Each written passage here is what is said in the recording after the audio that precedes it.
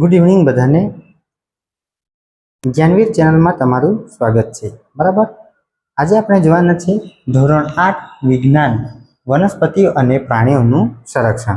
बराबर गया विडियो में आपणे लाइव थयेला तेमां जे विडियो हतो ते सारू देखातुं नथी एटले आजे आपणे बीजो विडियो बनावेल छे। बराबर तमे ध्यानथी जोजो अने समजजो। ओके जोईए वन नाबूदी अने असरो। तो वन नाबूदी अने असरो में जंगलों विनाश अने तेनाथी पर्यावरण पर थती गंभीर आड़असरों की विगतवार चर्चा करीशुं। ओके तो जोईए आपणे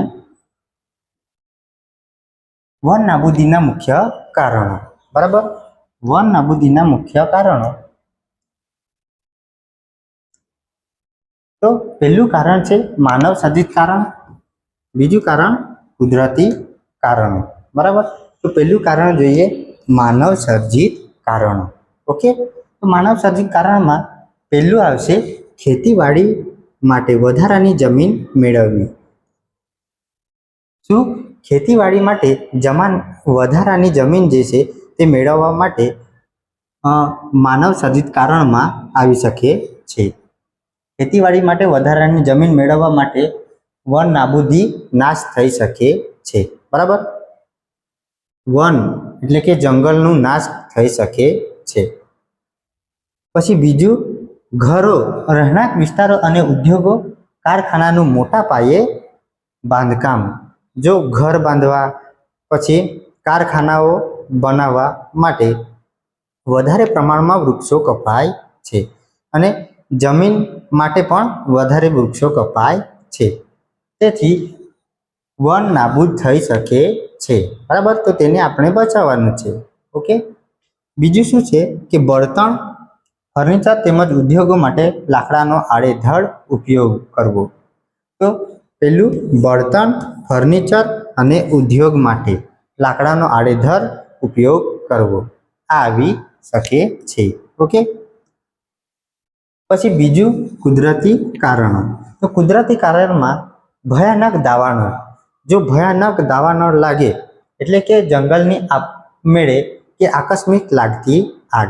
बराबर जंगल में अचानक आग लागी जाए तेना कारणे पण वन नाबूद थई शके छे। बराबर तो ते कुदरती कारण में आवे छे। बराबर पछी बीजू लांबा समय सुधी पड़तो तीव्र दुष्काळ। जो वधारे प्रमाण एटले के वधारे समय सुधी दुष्काळ पड़े तो पण वन नाबूद थई शके छे। बराबर जेनाथी जलाशयो अने वनस्पति सुकाई जाय छे। बराबर अहींया वनस्पति आवशे। तीजू जंगल में थता कुदरती रोगचाळा जे वृक्षोनो नाश करे छे। जंगल में जे अचानक कोईपण रोग फाटी निकळे तेना कारणे पण वनस्पतिओ अने वृक्षो नाश पामे छे। पछी वन नाबूद थई शके छे। बराबर तो आटला कारणों तमारे याद राखवानुं छे जे तमारे टेट 2 में पण काम आवशे। बराबर आगळ जोईए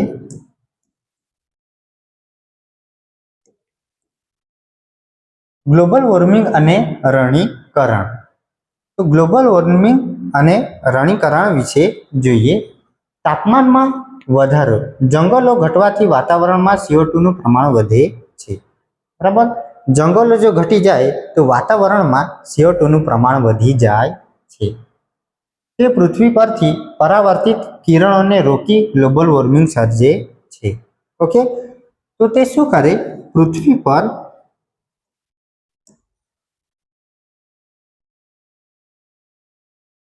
पृथ्वी परथी परावर्तित किरणों ने रोकी ग्लोबल वॉर्मिंग सर्जे छे। पछी फळद्रुपता नो नाश थाय छे।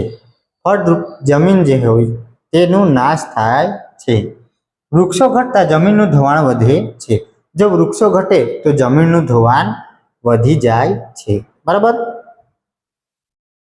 पछी फळद्रुप स्तर नाश पामता जमीन धीमे धीमे रणमां फेरवाई जाय छे। जो फळद्रुप स्तर जे छे ते घटी जाए तो पछी ते જમીન રણમાં ફેરવાઈ જાય છે. ઓકે, આ યાદ રાખવું, જેને રણીકરણ કહે છે.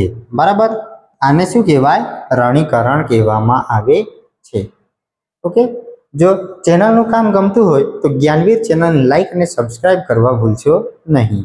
બરાબર, આગળ જોઈએ.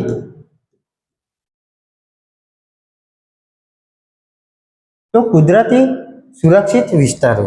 કુદરતી સુરક્ષિત વિસ્તારોમાં 3 વિસ્તાર આવે છે.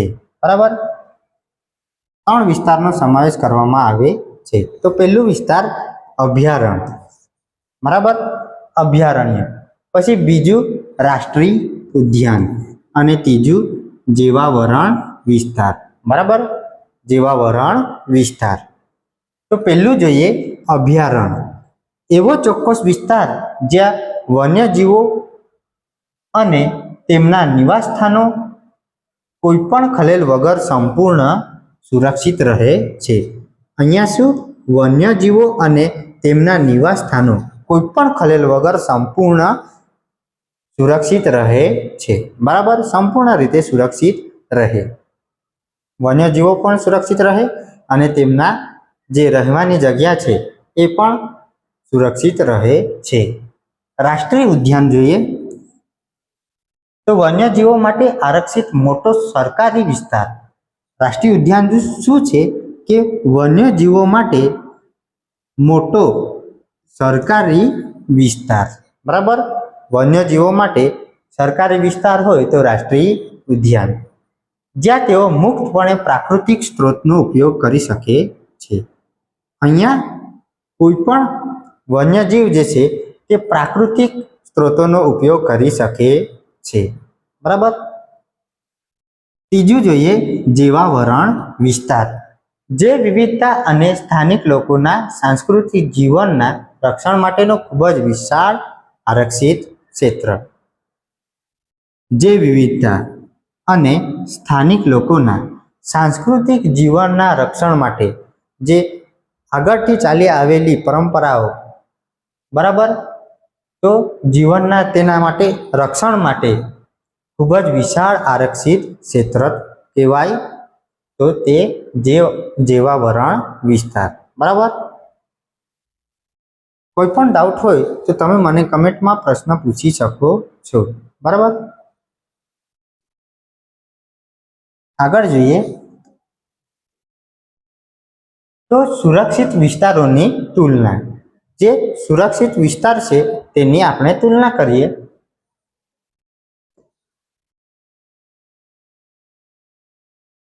તો પહેલું શું? અભયારણ્ય. પહેલું આપણે શું જોયેલું?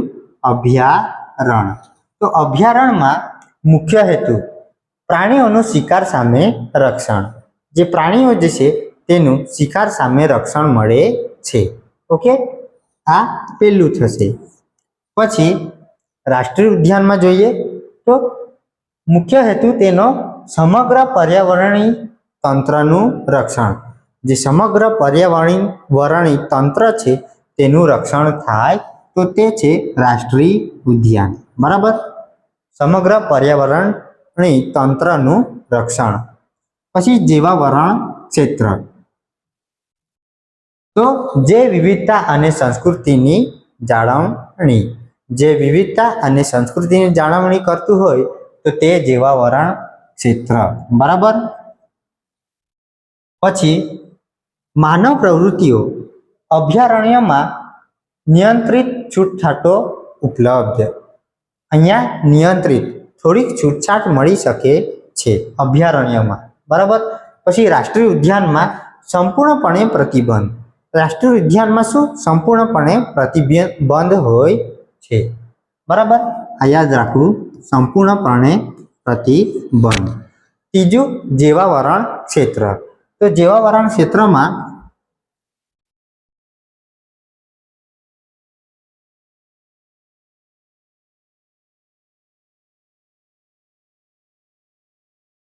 બહારના ભાગમાં મર્યાદિત મંજૂરી. જે બહારનો ભાગ છે તેમાં થોડીક મંજૂરી મળે છે. બરાબર, જો અહીંયા આટલું જીવાવરણ ક્ષેત્ર છે. તો આની બહારનો જે વિસ્તાર છે તેના પર થોડીક આપણને મર્યાદિત મંજૂરી મળે છે. બરાબર. તો ત્યાં આપણે કંઈ પણ કરી શકીએ. બરાબર. જેમ કે આપણા ઘરના પશુઓને ચરાવવાનું. બરાબર. આગળ જઈએ તો ક્ષેત્રફળ. અભયારણ્યનું ક્ષેત્રફળ સામાન્ય રીતે નાનું હોય છે. આ શું? સામાન્ય રીતે નાનું હોય છે. બરાબર. જ્યારે રાષ્ટ્રીય ઉદ્યાન જે છે તે મધ્યમથી મોટું હોય છે. મધ્યમથી મોટું હોય. અભયારણ્ય કરતાં રાષ્ટ્રીય ઉદ્યાન મોટું હોય છે. પછી ત્રીજું જીવાવરણ ક્ષેત્ર. તો ખૂબ જ વિશાળ ક્ષેત્ર. આ જીવાવરણ ક્ષેત્ર ખૂબ જ વિશાળ ક્ષેત્ર હોય છે. ઉદાહરણમાં જોઈએ અભયારણ્યમાં તો ગીર અભયારણ્ય સિંહ માટે ગીર અભયારણ્ય. રાષ્ટ્રીય ઉદ્યાન તો ગીર રાષ્ટ્રીય ઉદ્યાન. ગીર રાષ્ટ્રીય ઉદ્યાનનું શું ઉદાહરણ છે. જીવાવરણ ક્ષેત્ર. તો જીવાવરણ ક્ષેત્રમાં પંચમઢી જીવાવરણ આરક્ષિત વિસ્તાર. પંચમઢી જીવાવરણ આરક્ષિત વિસ્તાર. બરાબર. કોઈ પણ ડાઉટ હોય તો તમે પ્રશ્ન પૂછી શકો છો. આગળ જોઈએ સ્થાનિક પ્રજાતિઓ. બરાબર. તો સ્થાનિક પ્રજાતિઓ કોને કહેવાય? તો વિશિષ્ટ ભૌગોલિક ઓળખ. વનસ્પતિઓ અને પ્રાણીઓની એવી પ્રજાતિઓ કે જે કોઈ એક જ વિશિષ્ટ ચોક્કસ વિસ્તારમાં કુદરત રીતે જોવા મળે. આ એવી પ્રજાતિ હોય કે જે ચોક્કસ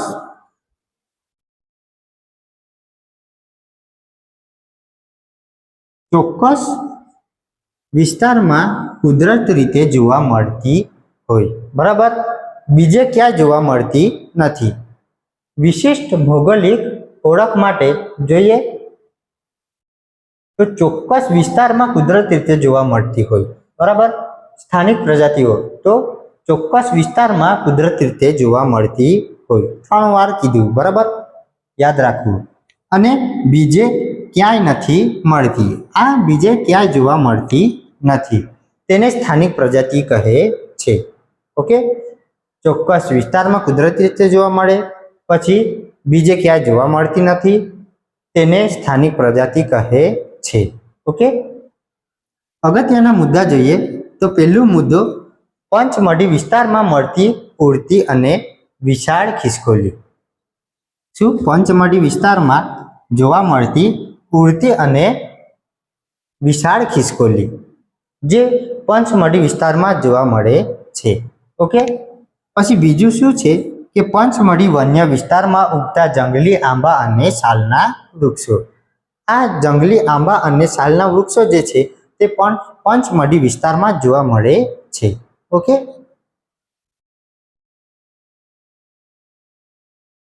આટલું બધાને કમ્પ્લીટ છે. ઓકે. આગળ વધીએ.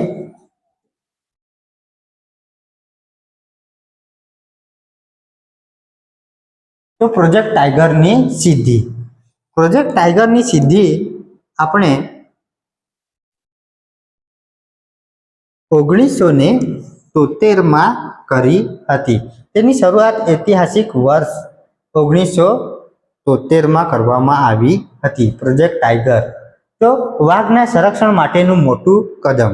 વાઘ જે છે તેના સંરક્ષણ માટેનું મોટું કદમ હોય તો તે પ્રોજેક્ટ ટાઈગર. તો જોઈએ ભારત સરકારે દેશમાં ઘટતી જતી વાઘની સંખ્યાને અટકાવવા, જે વાઘની સંખ્યા ઘટતી જતી હતી તેને અટકાવવા માટે અને તેનું સંવર્ધન કરવા માટે 1973માં પ્રોજેક્ટ ટાઈગર લોન્ચ કર્યો હતો. 1973માં પ્રોજેક્ટ ટાઈગર લોન્ચ કર્યો હતો. બરાબર. આ પ્રોજેક્ટ હેઠળ જંગલમાં વાઘના અસ્તિત્વને ટકાવી રાખવા માટે અનુકૂળ વાતાવરણ પૂરું પાડવામાં આવે છે. જેના પરિણામે આજે દેશમાં વાઘની સંખ્યામાં નોંધપાત્ર વધારો થયો છે. બરાબર. 1973માં પ્રોજેક્ટ ટાઈગરની શરૂઆત કરવામાં આવી હતી. પછી પ્રોજેક્ટ હેઠળ જંગલમાં વાઘના અસ્તિત્વને ટકાવી રાખવા અને અનુકૂળ વાતાવરણ પૂરું પાડવામાં આવે છે, જેના કારણે દેશમાં વાઘની સંખ્યામાં વધારો થયો છે. ઓકે.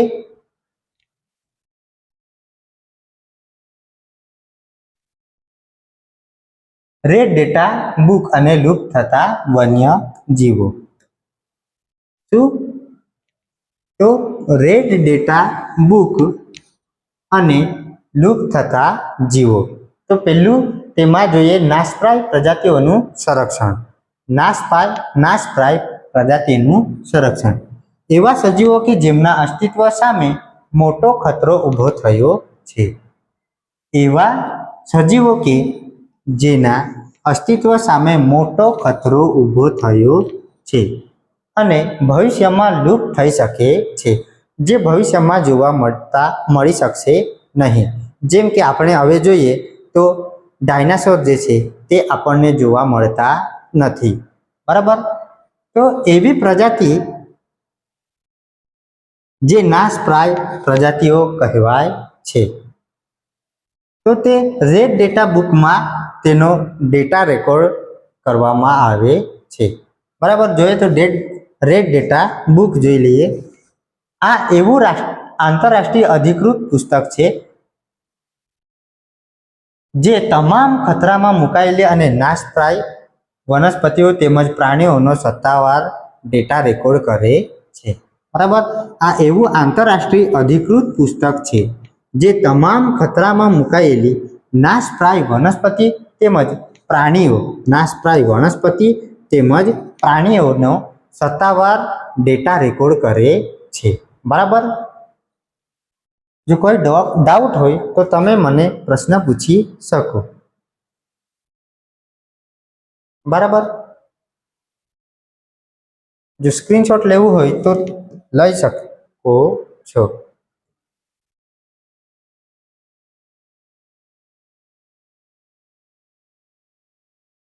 Red data book. પછી આગળ જોઈએ તો વન્યજીવોનું આરક્ષણ સ્થળાંતરણ. વન્યજીવોનું આકર્ષણ સ્થળાંતરણ. તો પહેલું પ્રતિકૂળ આબોહવાથી બચાવવા. બીજું ચોક્કસ સમય ચક્ર. અને ત્રીજું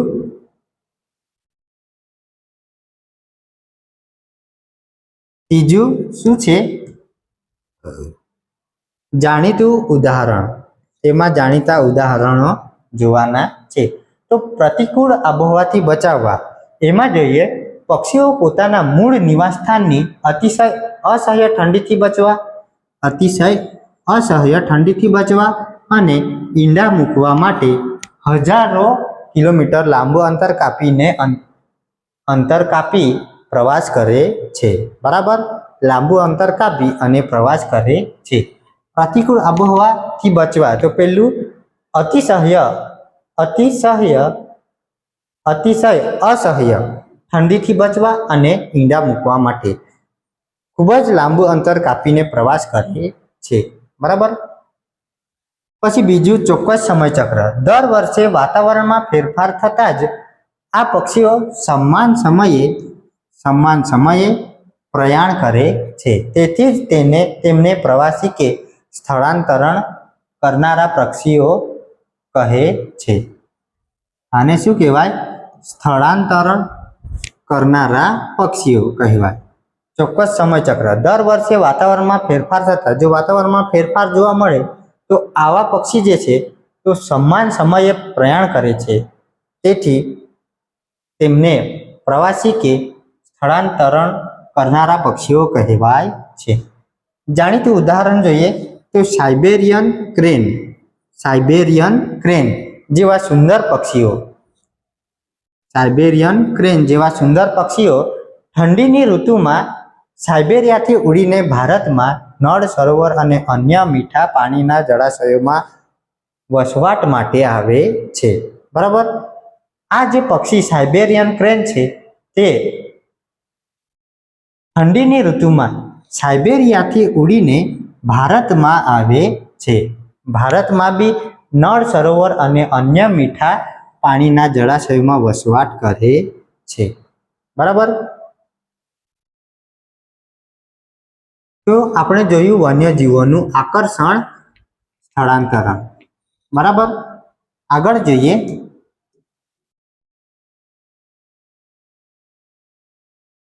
પર્યાવરણ બચાવવાના સચોટ ઉપાયો. જે પર્યાવરણ છે તેને કઈ રીતે બચાવી શકાય તેના ઉપાયો જોવાના છે. તો પહેલું ઉપાય જોઈએ પુનઃવનીકરણ. પુનઃવનીકરણ એ પહેલું છે. પુનઃવનીકરણ. બીજું કાગળનું પુનઃચક્રણ. તો અહીંયા 2 લખીએ કાગળનું પુનઃચક્રણ. પછી ત્રીજું જૈવ વિવિધતા જાળવણી. જૈવ વિવિધતા જાળવણી. બરાબર. તો પહેલું જોઈએ પુનઃવનીકરણમાં.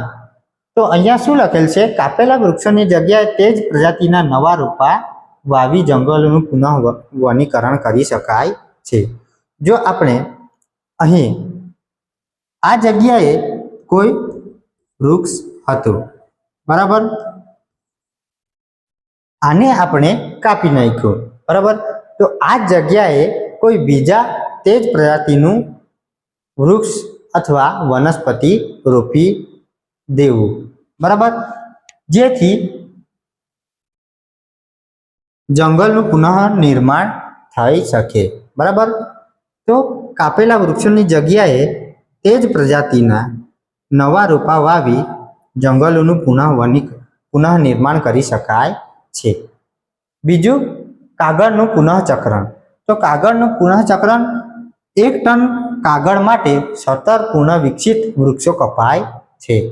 1 ટન જો કાગળ બનાવવા માટે 17 પૂર્ણ વિકસિત વૃક્ષો કપાતા હોય તો ઘણી સંખ્યા કહેવાય. જો આપણે કાગળને જ ફરી વાર ઉપયોગ કરીશું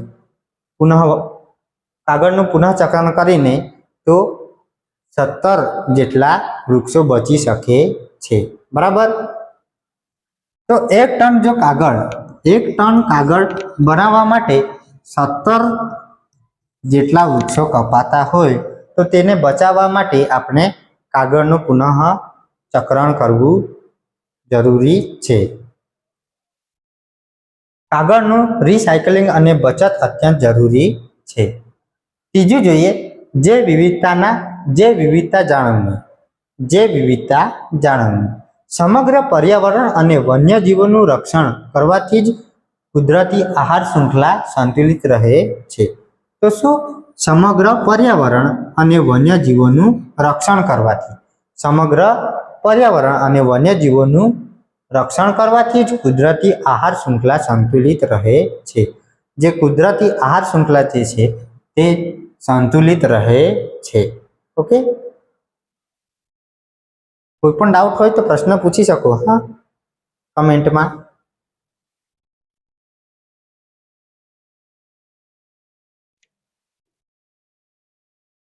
બરાબર. આવા જ વિડીયો જોવા માટે જ્ઞાનવીર ચેનલને લાઈક અને સબસ્ક્રાઈબ કરવા ભૂલશો નહીં. જો ચેનલનું કામ ગમતું હોય તો તમારા મિત્ર પર પણ શેર કરી આપજો, જેથી કોઈ પણ નવા વિડીયો આવે તો તે તમારા મિત્રો પણ તેનું લાભ લઈ શકે. ઓકે. આવતીકાલે જોઈશું આના MCQ. બરાબર. Thank you.